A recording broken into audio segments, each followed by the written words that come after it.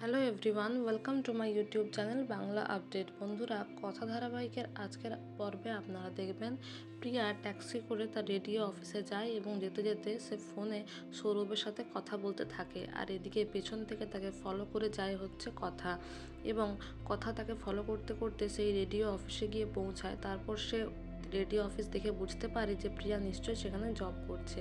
তারপরে কথা সে অফিসে যেতে গেলে সেখানে তাকে প্রথমে বাধা দেয়, কিন্তু পরে কোনো ছলাকলা করে কথা কিছু একটা বলে ম্যানেজ করে অফিসে চলে যায়। এবং এখানে দেখা যায় যে প্রিয়া আর তার সৌরভ দুজনে আলোচনা করতে থাকে যে তারা এরপরে কি করবে, কীভাবে পালিয়ে যাবে। আর পেছন থেকে কথা এসে ধরে নেয়, কিন্তু কথাকে যাই নয় তাই বলে অপমান করে প্রিয়া। তাকে সেখান থেকে তাকে ধমক দিয়ে বলে যে তুমি যদি বাড়িতে কিছু জানাও আমার আর সৌরভের রিলেশনের ব্যাপারে, চাকরির ব্যাপারে, তাহলে কিন্তু আমি সুইসাইড করব, আর এর জন্য সব দায় হবে তোমার।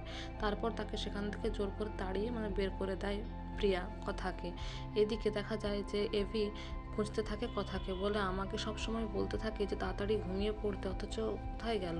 তারপর সে বারান্দাতেও এভি দেখে, তাকে খুঁজে পায় না। তারপরে ফোন করলে ফোনে না পেলে কিছুক্ষণ বাদেই কথা সে ঘরে ঢোকে। তখন কথাকে জিজ্ঞাসা করে এভি যে কোথায় গিয়েছিলি। তখন কথা বলে যে আমি গাছের পরিচর্যা করতে গিয়েছিলাম, কিন্তু কিছু জিনিস নিচে পড়ে গেছিলো, তাই আমি আনতে গিয়েছিলাম। এদিকে পরের দিন দেখা যায় দত্তবাড়ির সকলে উপস্থিত হয় গুহবাড়িতে, এবং গুহবাড়ির সকল মেম্বাররা উপস্থিত থাকলে তারা বলে যে তাদের ছেলের কুষ্টিতে কিছু সমস্যা দেখা যাচ্ছে, তাই তারা চাইছে আগামীকাল যত তাড়াতাড়ি সম্ভব বিয়ের এই সেরিমনিটা হয়ে যাক। তখন কথা বলে যে মেয়েদের তো হুটহাট করে বিয়ে করলে একটু মানিয়ে নিতে অসুবিধা হয়, তাই যদি একটু। তখন মিস্টার দত্ত বলেন যে প্রিয়ার কোনো অসুবিধা হবে না, আর সেই প্রিয়ার উডবি হাজব্যান্ডও তাই বলে যে সেরকম যদি অসুবিধা হয়, না হয় প্রিয়া বিয়ের পরে কিছুদিন একটু এখানে থেকে যাবে। তো এই ছিল বন্ধুরা আজকের আপডেট।